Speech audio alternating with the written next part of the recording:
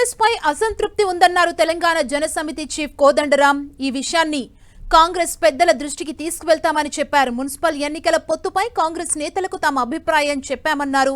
మరోవైపు సింగరేణి కార్పొరేట్ శక్తుల చేతిలోకి బందీ చేయొద్దంటూ సూచించారు. దేవుడిచ్చిన సింగరేణిని కష్టం చేసే కార్మికులకు కాకుండా కార్పొరేట్ శక్తులకు కల్పించొద్దంటున్న కోదండరాంతో మా ప్రతినిధి ప్రతాప్ ఫేస్ టు ఫేస్.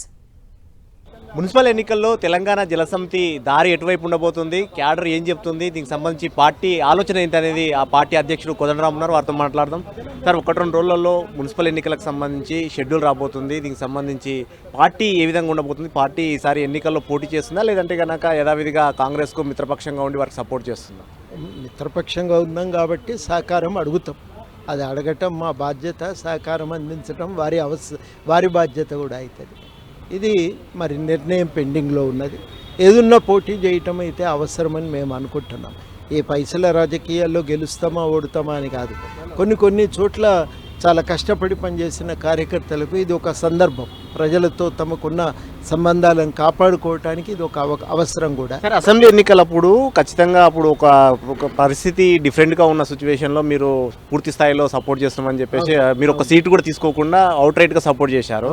ఇప్పుడు అధికారంలోకి వచ్చిన తర్వాత ఇప్పుడు వాళ్ళు మీకు గతంలో చెప్పినట్టుగా కొన్ని నామినేటెడ్ పదవులు కానీ మీకు ఎమ్మెల్సీ విషయంలో కానీ అది మళ్ళీ పెండింగ్లో పడిపోయింది. ఈ నామినేటెడ్ పదవులకు సంబంధించి కూడా మీ క్యాడర్ కొంత అసంతృప్తి వ్యక్తం చేస్తున్న పరిస్థితి, దీన్ని ఎట్లా?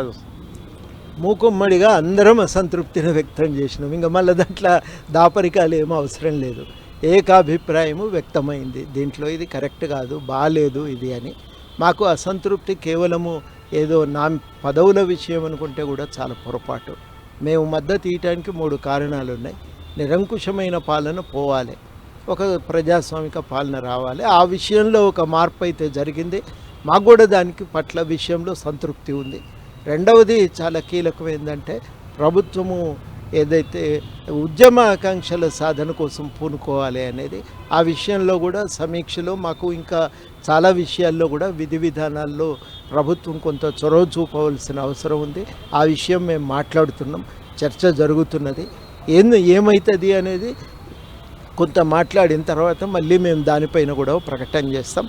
మూడవది ఏంటంటే, ఒక భాగస్వామ్యం. మేము ఎందుకంటే కొట్లాడినాము, ఎక్కడ పోటీ కూడా చేయలేదు. భాగస్వామ్యం కల్పించాల్సిన అవసరం ఉందని చెప్పి కల్పించడానికి వాళ్ళు ఒప్పుకున్నారు, కల్పించాలని చెప్పి మేము కోరినాం, వాళ్ళు ఒప్పుకున్నారు. సరే, ఇవి 3వ పాయింట్కి సంబంధించి మీరు భాగస్వామ్యం అని చెప్తున్నారు. ఈ భాగస్వామ్యానికి సంబంధించి మీ క్యాడర్ కొంతమంది కీలకమైన నేతలను సీఎం వద్దకు తీసుకెళ్లి కల్పించారు. పీసీసీని 2-3 సార్లు సిఎల్పీ దగ్గరకు వచ్చి గాంధీ భవన్కి వచ్చి కలిశారు. ఎందుకు భాగస్వామ్యం కల్పించడంలో 2 ఏళ్ళు అయినా కూడా ఎందుకు కలగట్టేస్తారు? తప్పే కదా అది. ఇంత తాత్సర్యం చేయటం మంచిది కాదు. తొందరగా దానిపైన ఒక నిర్ణయం తీసుకోవాల్సిన అవసరం ఉంది. సగం రోజులు అయిపోయినాయి కదా, ఇంకా సగమే కదా మిగిలింది. ఇవి కల్పించకపోతే ఎట్లా అనే ఆవేదన మా అందరిలో కూడా చాలా తీవ్రంగా ఉంది. ఏం చెప్తున్నారు సార్ వాళ్ళు? పీసీసీ కానీ సీఎం కానీ ఎందుకు లేట్ అవుతుందంటే ఏం చెప్తున్నారు సార్? చేస్తామంటున్నారు, చెయ్యమని అంటలేరు, చేస్తామంటున్నారు.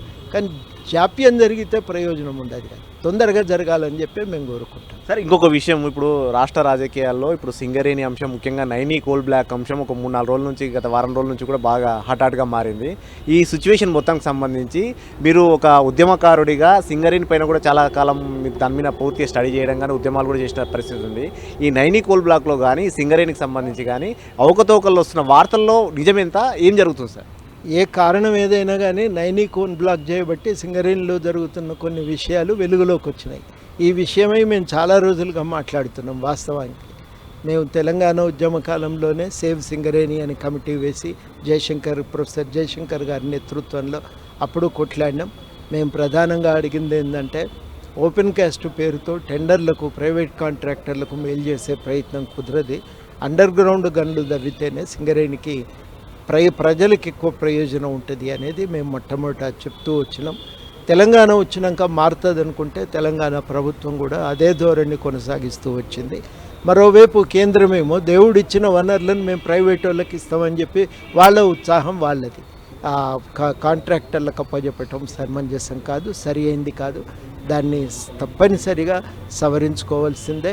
రైట్, ఇది మొత్తం మీద మున్సిపల్ ఎన్నికలకు సంబంధించి తెలంగాణ జనసమితి ఏదైతే కోరుతుందో ఆ విధంగా ఎన్నికలకు సంబంధించి కూడా కాంగ్రెస్ పార్టీ నుంచి కొన్ని సీట్లను ఆశిస్తున్నామని చెప్తున్నారు. మరోవైపు కార్పొరేషన్ పదవులకు సంబంధించి ఈ అంశానికి సంబంధించి గతంలో కూడా చాలాసార్లు కూడా కాంగ్రెస్ పార్టీని కోరుతున్నప్పటికీ కూడా వారు ఏదైతే ఎన్నికల ముందు చెప్పినట్టుగా ఆ విధంగా దానికి సంబంధించి కూడా ఇంకా దాన్ని ఫుల్ఫిల్ చేయట్లేదని కూడా పార్టీలో అసంతృప్తి ఉంది. ఇప్పటికైనా వాళ్ళు దాన్ని నెరవేర్చాలని కూడా ఈవెంట్ చేస్తున్నారు. రవీందర్తో ప్రతాప్, ఎన్టీవీ, హైదరాబాద్.